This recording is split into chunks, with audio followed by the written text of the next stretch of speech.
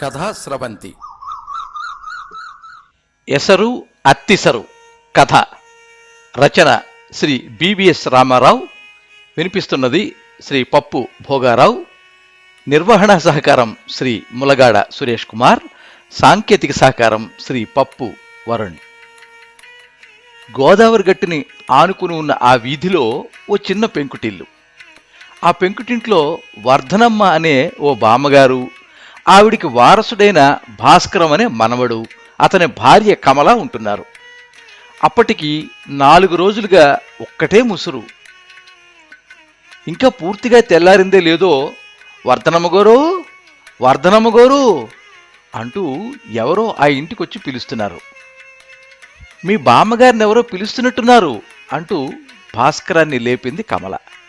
అబ్బా, నువ్వే వెళ్ళి లేపవే అంటూ ముసుగు మరింత బిగించాడు భాస్కరం. పరగడుపునే బోడిమొహం ఎలా చూడండి, మీరే లేపండి అందామె. పెంచి పెద్ద చేసి ఓ ఇంటివాడిని చేసిన బామ్మని నిన్నగాక మొన్నొచ్చిన పెళ్ళాం బోడిమొహం అన్నందుకు భాస్కరానికి మనస్సు చివుక్కుమంది. వర్ధనమ్మగోరు, వర్ధనమ్మగోరు అంటూ మళ్ళీ బయట నుంచి పిలుపు.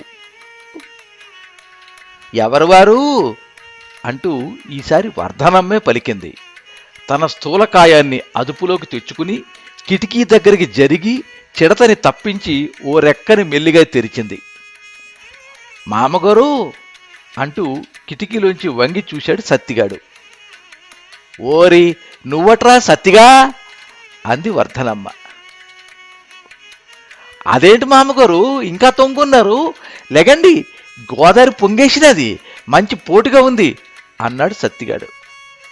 అలాగట్రా, అడ్డులే, ఏది చూడని అంటూ కిటికీ రెండో రెక్కను తెరిచింది. గోదావరి నురగలతో పరవళ్లు తొక్కుతోంది. గాలి హోరికి చెవులు గింగుర్లిచ్చుతున్నాయి. వర్ధనమ్మకి కళ్ళు మెరిచాయి. దూరంగా సూర్యుడు ఉదయకిరణాలతో వెలుగుతున్నాడు. ఒరే, పుల్లలేవనా కొట్టుకొచ్చాయిరా అడిగింది వర్ధనమ్మ. అందుకే కదమ్మా నేనొచ్చింది. చాలరపేట జనమంతా తెప్పలుచ్చుకుని గోదాట్లకు దూకేశారు. సుక్క పడవకుండా 6 నేరేడు దొంగల్ని 3 మధ్య దూలాల్ని అంకాలమ్మ రేవు కాడికి చేరేశారు. బొడ్డోడని కుర్రోళ్ళు సైతం కర్రకి డొంకిని కట్టి లాగేస్తున్నారు అన్నాడు సత్తి. గోదావరికి వరద వస్తే చాలు, వర్ధనమ్మకి కాళ్ళు నిలబడవు. వరదలో కొట్టుకొచ్చే కంప కలపని ఈది పట్టుకోవడానికి కూలీల్ని పురమాయించి ఏడాదికి సరిపడే వంట చెరుకు చేరేసుకుంటుంది. పొద్దున్నే ఓ కుంచెడు బియ్యం వార్చి పాత చింతకాయ పచ్చడో మాగాయ పచ్చడో కూలీలకి పెట్టడం, వాళ్ళు ఈదుకుంటూ వెళ్ళి పట్టిన దొంగల్ని గట్టుకు చేరేయడం, వాటిని నరికించి పెరట్లో సర్దించడం, ఇది వరద రోజుల్లో ఆవిడ వ్యాపకం. కిరాయి ఎంత ఇస్తే అంత తీసుకుని సరిపెట్టుకునేవారు కూలీలు. సత్తిగాడైతే నాకసలు కిరాయి ఏమీ వద్దు, సంధ్యాల మరోసారి వేడిగా పట్టడన్నం పెడితే చాలు అనేవాడు. మామగారు, అన్నం ఏడిగా వండండి, మాగాయ పచ్చడి బాగా వేయండి, తినేసి గోదారంతా ఈదేస్తాను. ఈ ఏడు చింత తుమ్మ కాకుండా టేకు ఏగిసా మీ పొయ్యిలో మండాల. ఈలోగా నేను రేవుకాడికెళ్ళి కాన్ని నీళ్లు పుక్కిలించి వస్తా అంటూ క్షణంలో మాయమయ్యాడు సత్తిగాడు. అప్పటికి 4 రోజులుగా పట్టిన ముసురు వల్ల సూర్యుడు కనిపించగా పొద్దునీమంగల వర్ధనమ్మ పస్తులుండిపోయింది. ఆ రోజు కనిపించిన సూర్యభగవానునికి దండం పెట్టుకుని ఆమె పనిలోకి దిగిపోయింది. కాసేపటికి కమల నీళ్ల పొయ్యి అంటించడానికి పెరట్లోకి వస్తూ ఆశ్చర్యంగా గుమ్మంలోనే ఆగిపోయింది. ఇన్నాళ్ళు చిందరవందరగా ఉన్న పెరడు అద్దంలా అలకబడి ఉంది. పొయ్యి మీద కొంచెం గిన్నెలో ఎసరు మరుగుతోంది. వర్ధనమ్మ కూలిరాగాలు తీస్తూ సేరు బియ్యం ఎసట్లోకి దేవుతోంది. 4 రోజుల ఉపవాసం బాపత తిండి అంతా ఈవిడ ఇప్పుడు ఒక్కసారే లాగించేస్తుంది కామోసు అని దవళ్ళు నొక్కుని లోపలికి పోయింది కమల. పందుంపులని నవ్వులుతూ అప్పుడే పెరట్లోకి అడుగుపెట్టిన భాస్కరం బామ్మ ఇంత పెందరాడే వంటలోకి దిగిపోయినందుకు ఆశ్చర్యపోయాడు. అవును పాపం, 4 రోజులుగా పస్తుంది, ఆకలి వెయ్యదు మరి అని మనసులో జాలిపడుతూ, బామ్మ అసలే నీరసించిపోయావు, ఇవాళ కూడా స్వయం పాకం దేనికి, కమలను మడికొట్టుకోమని ఇంత అత్యసరి వేయించుకోపోయావా అన్నాడు. ఈ మాటలు విన్న కమల ఉలిక్కిపడింది. చలిలో తనెక్కడ తలస్నానం చేయాల్సి వస్తుందోనని. పైగా ఆ కొంచెం గిన్నె తనెక్కడ వార్చగలదు. అందుకే భర్తకి చీవాట్లు వేయడం కోసం ఏమండి ఇలా రండి, ఏమండి ఇలా రండి, కాఫీ చల్లారిపోతోంది అని కేకేసింది. ఇంకా కుంపట వెలిగించకుండానే భాస్కరం మరి మాట్లాడకుండా లోపలికి పోయాడు. 2 బార్ల అరిటాకు పూసుకొచ్చుకుని మామగారు అంటూ పెరట్లో సిద్ధమయ్యాడు సత్తిగాడు. కొద్ది క్షణాల్లోనే వర్ధనమ్మ మాగాయ పచ్చడితో పాటు సెగలకక్కుతున్న వేడివేడి అన్నం గిన్నెలోది సగానికి పైగా విస్తట్లో గుమ్మరించింది. ఆ ఆవిరి సెగకు ముఖం దగ్గరగా ఉంచి అన్నం ఘుమఘుమను ఓసారి పీల్చి ఆవురావురమంటూ నోట్లో ముద్దను కూరుకుని, మా అమ్మగారు మీ చేతి ముద్ద కోసం గోదావరి తల్లి ఎప్పుడు పొంగుద్దా అని కాచుకు కూర్చున్నాను అన్నాడు తృప్తిగా.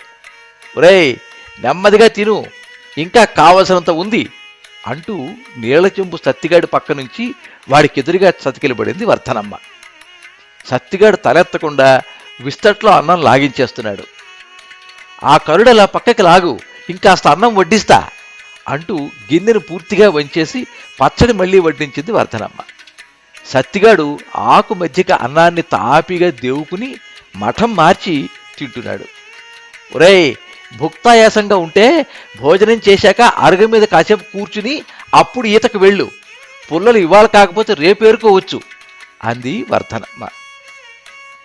తినడానికి నాకు ఆయాసం ఏడు తల్లి, ఇంకో ఇంత తినేయగలను. అవునా సత్తుగిన్నెలో ఏముందమ్మా అన్నాడు సత్తిగాడు. వార్చిన గంజిరా అందామె. అది కూడా ఇలా ఇచ్చేయండి, కాసింత ఉప్పేసుకుని తాగేస్తాను అన్నాడు సత్తిగాడు.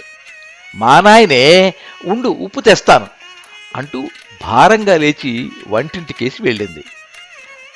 సరిగ్గా అప్పుడే ఏం వండాలా అని కూరగాయల బుట్ట ముందేసి కూర్చున్న కమలకి 2 అరటికాయలు దోరగా ముగ్గి కనిపించాయి. ఇవి ముసలావిడ కంటపడితే ఏ దారిని పోయే దానయ్యకు ఇచ్చేస్తుంది అనుకుంటూ ఆ 2 బొంత అరటి పళ్ళు చటుక్కున ఉప్పు జాడీలో పడేసి వచ్చి కూర్చుంది. వర్ధనమ్మ మెల్లగా వచ్చి జాడీలో చేయి పెట్టింది. చేతికి మెత్తగా తగిలితే ఏమిటో అని తీసి చూసింది. అవి బొంతరటి పళ్ళు. ఆ సత్తిగాడికి ఇప్పుడు ఒకటి పెట్టి మరొకటి సాయంత్రం పెట్టచ్చు, అయినా ఇవి ఈ ఉప్పు జాడీలో పడేసుకుంటారా తెలివి అనుకుంటూ ఒక పండు బియ్యం డబ్బాలో పడేసి మరోటి పట్టుకుని కొంచెం ఉప్పు తీసుకుని పెరట్లోకి నడిచింది. సత్తిగాడు నాకు బొంతరటి పండు అంటే చాలా ఇష్టం మా అమ్మగారు అన్నాడు అరటిపండు చూడగానే. ఒరేయ్ సత్తిగా, ఆయనకు కూడా ఇదంటే ఎంతో ఇష్టంరా అంది వర్ధనమ్మ. ఆ పెద్ద ఆయనకా అన్నాడు సత్తిగాడు. ఛ నీ మొహం, ఆయన పెద్ద ఆయనేం కాదు, చాలా చిన్న వయసు అంది వర్ధనమ్మ. నాలా ఓ 25 ఏళ్ళు ఉంటాయా అండి అన్నాడు సత్తిగాడు. నీకన్నా 4 ఏళ్ళు తక్కువే, మంచి పుష్టిగా ఉండేవారు అందామె. ఆరు మిమ్మల్ని బాగా చూసుకునేవారా అండి అని పరామర్శించాడు. నన్నొక్క క్షణం కూడా వదిలేవారు కాదురా, ఎప్పుడూ కూడానే తిరిగేవారు అంది కళ్ళు తుడుచుకుంటూ. ఇదిగో ఉప్పేశాను తాగు అంటూ గంజిగిన్నె ముందుకు నెట్టింది. మా అమ్మగారు ఎన్నాళ్లకు ఇలా కడుపు నిండా తిన్నా, ఇవాళ చూడండి గోదావరంతా గాలించి మీ జన్మలో ఇక పుల్లల్ని కొనక్కర్లేకుండా చేస్తాను అంటూ గంజి గడగడా తాగేశాడు. ఉప్పు జాడీ కోసం వెళ్ళింది ముసిల్ది, అరటిపళ్ళు కాజేసింది ఏమిటి చెప్పమా అనుకుని జాడీలో చేయి పెట్టింది కమల. అనుకున్నంత అయ్యింది దీని సిగ తరగా, దీని సిగ ఎప్పుడో తరిగేశారు అని మనసులో తిట్టుకుంటూ బియ్యం కోసం బియ్యపు డబ్బాకేసి తిరిగి దాని మూత లేకపోవడం చూసి అసలే ఇల్లంతా ఎలకలమయం, ఈ ముసిల్ది మూతలన్నీ తీసేస్తుంది అంటూ డబ్బాలో చేయి పెట్టి ఏదో మెత్తగా తగిలితే అది ఎలకమోనని భయపడి కెవ్వుమని కేకేసి ఎగిరి గంతేసింది. ఆ కేక విన్న భాస్కరం వీధరుగు మించి వంటింటి వసారాలకు పరిగెత్తుకొచ్చాడు. వర్ధనమ్మ కూడా కంగారుగా ఏమిట్రా అంటూ వచ్చింది. అసలు విషయం ఏమిటో తెలుసుకోకుండా భాస్కరం కూడా కమలతో పాటు చిందులు వేయడం చూసి ఏమిట్రా ఏమైందంటే పలక్కుండా చీంబోతల ఆ గంతులేమిటి అంది. బామ్మ చీంబోత అన్నందుకు కాదు గాని ఆ మాట పెళ్ళాం విన్నందుకు కోపం వచ్చింది భాస్కరానికి. ఆ కోపం ఏదో వంకతో చూపించాలి కదా. ఏమిటి బామ్మ, అడ్డగాడిలందరినీ పిలిచి సంతర్పణ చేస్తున్నావు, దున్నపోతలో ఉన్నాడు ఆ సత్తిగాడు, వాడికి ఎందుకు వండి వడ్డించావు అని కేకలేశాడు. వాడే అప్పనంగా తినడం లేదు కదట్రా. కూలీ డబ్బులకి బదులు ఇన్ని మెతుకులు పడేస్తే ప్రాణాలకి తెగించి గోదాట్లో ఈది మనకి ఏడాది పొడుగునా సరిపడే వంట చెరుకు లాక్కొచ్చి పడేస్తున్నాడాయి మరి అంది వర్ధనమ్మ. అయినా రూపాయి పడేస్తే బండెడు పొలాలు వస్తాయి, వాటి కోసం ఈ ఎడ్డి చాకిరీ ఎందుకు అన్నాడు భాస్కరం చిరాగ్గా. రూపాయికి ఓ పేడు కూడా రాదురా నాయనా, నువ్వు కొనడం మొదలెడితే నీ 200 జీతం పుల్లలకే సరిపోదు అంది వర్ధనమ్మ. ఇలా అన్నమమ్మి పుల్లలు కొనడం మా ఇంటా వంట లేదు అని దెప్పి పొడిచింది కమల. ఆ మాటలు విని భాస్కరానికి అహం దెబ్బతిని, చెబితే వినవు, నీకు తోచదు, కావలసిన పుల్లలు డబ్బిచ్చి కొనొచ్చులే అన్నాడు విసుగ్గా. నే పోయాక అలాగే చేద్దుగా లేనాయనా అంటూ వీధిలోకి నడిచింది వర్ధనమ్మ. వర్ధనమ్మకి మనసు కష్టపడినప్పుడల్లా రేవుకేసి వెళ్ళి గోదారిని చూస్తూ కూర్చుంటుంది. అలా 6 పుష్కరాలుగా భరించలేని కష్టాలను ఎదుర్కొనే శక్తి ఆమెకు ఆ గోదారే ఇచ్చింది. పొద్దుట్నుంచి వంట చెరకు వ్యాపకంతో హైరాణ పడ్డ ఆమె అలసి తులసి కోటకి జారపడింది. ఎసట్లో తనకు గిద్దెడు బియ్యం పడేసుకోవడానికి కూడా ఓపిక లేకపోయింది ఆవిడికి. ఇంతలో మామగారు అంటూ పెరడు తలుపు తట్టింది పిడకలమ్ముకునే పైడమ్మ. దిక్కెవరూ లేని సత్తిగాడు ఈ పైడమ్మతోటి ఉంటున్నాడు. తర్వాత రావే, మడిగట్టుకున్నాను అంది వర్ధనమ్మ.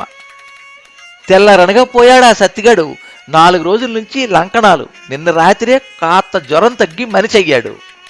మామగారి దగ్గరికి వెళ్ళి కాసింత ఊరగాయ పట్టరావే, నోరంతా చేదుగా ఉంది అని రాత్రంతా ఒకటే గొడవమ్మా. ఇక్కడ గాని వచ్చాడా అని చూసిపోవడానికి వచ్చానమ్మా. కాసింత ఊరగాయ పెట్టు తల్లి, కాసేపట్లో వస్తాను అని వెళ్ళిపోయింది పైడమ్మ. అయ్యో, పచ్చని రోజునే అడ్డమైన తిండి వాడి చేతి తినిపించాను, వాడికేం పిడిచి కొట్టదు కదా అని బాధపడింది వర్ధనమ్మ. తన చేతి పట్టెడు మెతుకుల కోసం ఇన్ని లంకణాలు చేసి కూడా గోదాట్లో ఎదడానికి సిద్ధమైనాడు అని జాలిపడింది. అయినా ఓపిక లేకపోతే ఎందుకు ఈత్తాళ్లే అని సరిపెట్టుకుంది. ఏమో వెర్రి బాగులాడు అని భయపడింది. సత్తిగాడికి ఏదైనా జరిగితే తనకెంత అప్రతిష్ట. ఊళ్ళో వాళ్ళంతా తనను నిలదీయడం, పైడమ్మ శాపనార్థాలు, భాస్కరం కమలల దెప్పిపొడుపులు ఇవన్నీ ఆమె కళ్ళ ముందు మెదిలాయి.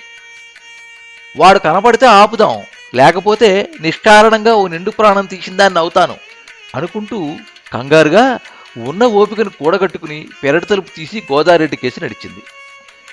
4 రోజులుగా కురిసిన వర్షాలకి అడుసులా ఉన్న గట్టు మీద అడుగు తీసి అడుగు వేయడమే కష్టంగా ఉన్న గోదావరంతా కలియజూస్తూ బరువుగా నడుస్తోంది వర్ధనమ్మ.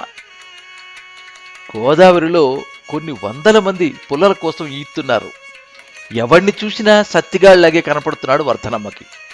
సత్తిగా, సత్తిగా, సత్తిగా అని గొంతు చించుకుని అరుస్తూ వాడి కోసం వెతుకులాడుతోంది. అలా గంటలు గడిచాయి. సత్తిగాడి ఎక్కడా కనిపించలేదు. వాడు గోదాట్లో మునిగిపోయి ఉంటాడని నిర్ధారణకు వచ్చేసింది ఆమె. నిరాశ, నిస్పృహ ఆవరించి ఇంటి ముఖం పట్టింది. పొద్దు వాలిపోతోంది.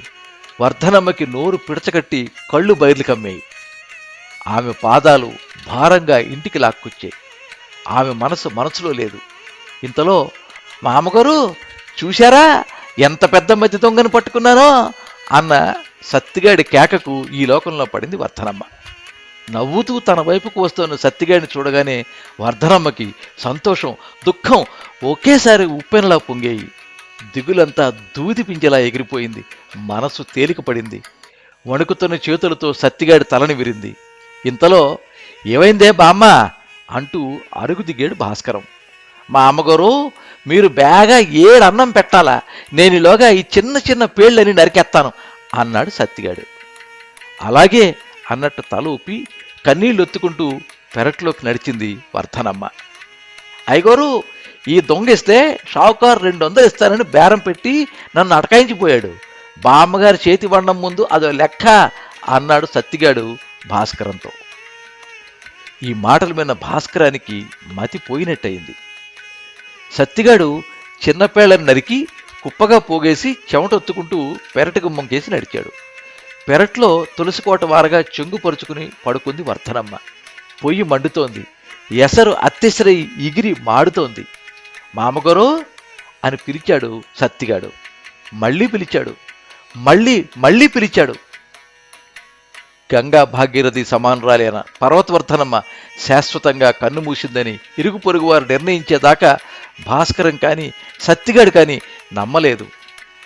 చిత్రం ఏంటంటే ఆనాడు భాస్కరం జేబులో రూపాయి కూడా లేదు. ఆ మధ్య దొంగని షావుకారికి అమ్మగా వచ్చిన 200తోనూ సత్తిగాడు కొట్టిన చిన్న పేళ్లతోనూ వర్ధనమ్మ అంత్యక్రియలు ఘనంగా జరిపించారు. మీరింతవరకు ఎసరు అత్తిసరు కథ విన్నారు. రచన శ్రీ బిబిఎస్ రామారావు, వినిపించిన వారు శ్రీ పప్పు భోగారావు. సర్వే జనాః సుఖినో భవంతు. కథా స్రవంతి